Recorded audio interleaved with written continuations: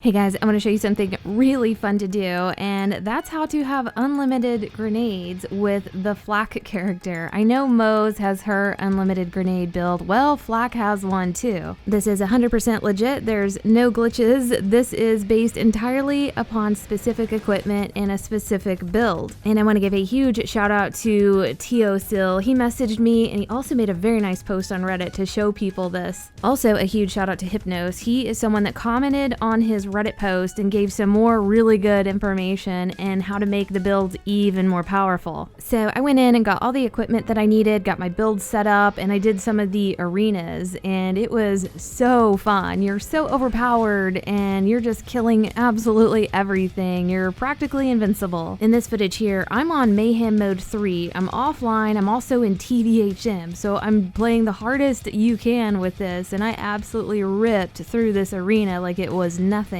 I finished this entire arena in minutes. It was crazy fast. This build isn't going to be great for every scenario, but there are going to be some areas where you are going to just melt everything. I was shocked whenever I absolutely destroyed the Katagawa ball. After I got his shield down, he was gone. And again, the creature arena was awesome. And also Captain Trant and General Trant. You can just destroy these guys. I haven't tried the Malawan arena yet, but I think this build will be really good in there.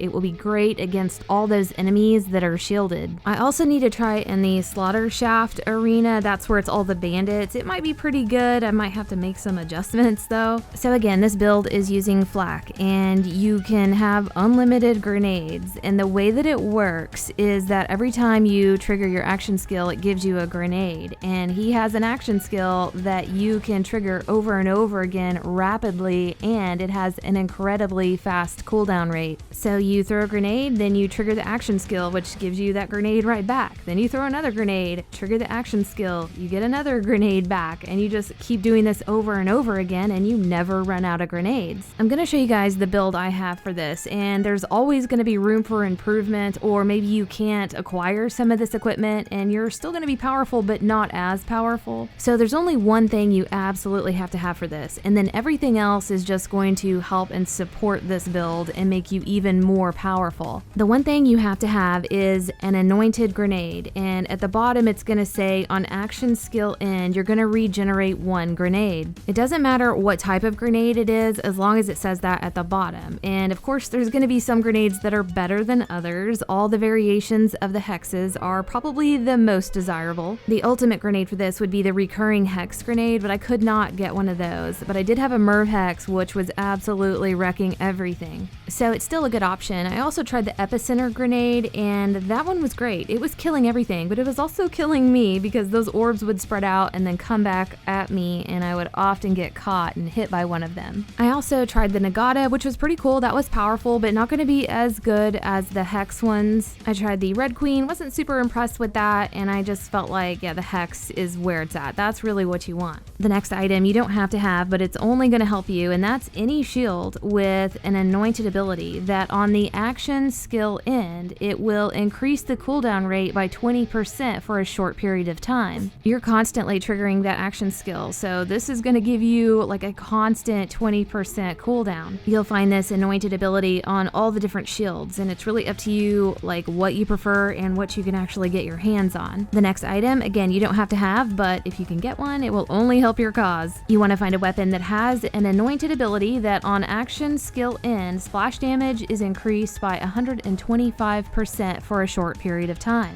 You're triggering your action skill non-stop and also throwing a ton of grenades, so this is going to make you super strong. This anointed ability will show up on all kinds of different weapons, so again, it's your preference or whatever you can get your hands on, and if you can't find one, there's a really easy place to get one, and that is down in Earl's ERIDIUM shop. You'll often come across weapons in his vending machine that will have this ability, and if you don't see it, then just restart your game until you do see one. But I think I restarted 5 times, and within those 5 times I saw 2 of these weapons. What I'm hearing is the Flacker shotgun with this anointed ability is really what you want, but that could be really hard to get. So the people out there that do have one, you're very lucky. The next item is a class mod, and this is entirely up to what you guys prefer. For me, I got one that was plus 29% splash damage radius that helps one of the other anointed abilities, and then I got plus 5 grenades, which I didn't need, but why not? The next one is an artifact, and it doesn't really matter what the artifact is. What I focused on was making sure that it had a plus 21% action skill cooldown rate and a plus 33% area of effect damage. Out of all the artifacts that I was able to farm, this one here I like the most. Those seem to be the most beneficial for this build. Again, totally up to you guys what you like or don't like. You might not be able to get this kind of artifact. You might get something with a little less or a little more, just whatever you can find. So here is a layout of everything you need, and you can see that you're really just focused on the perks and the anointed abilities.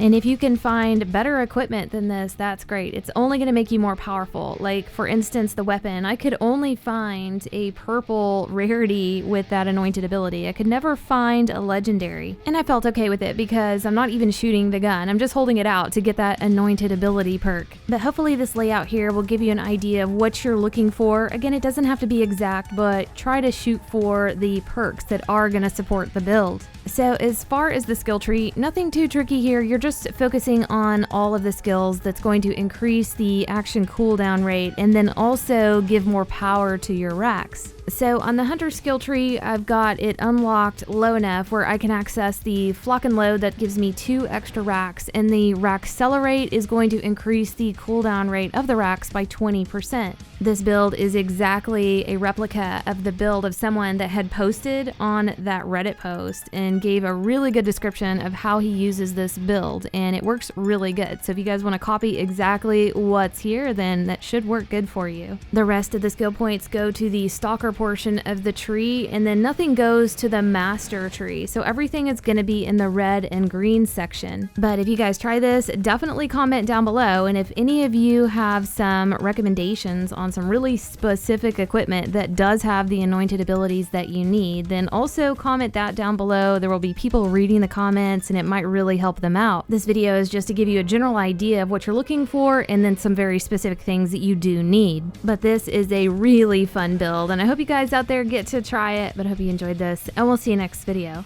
Open.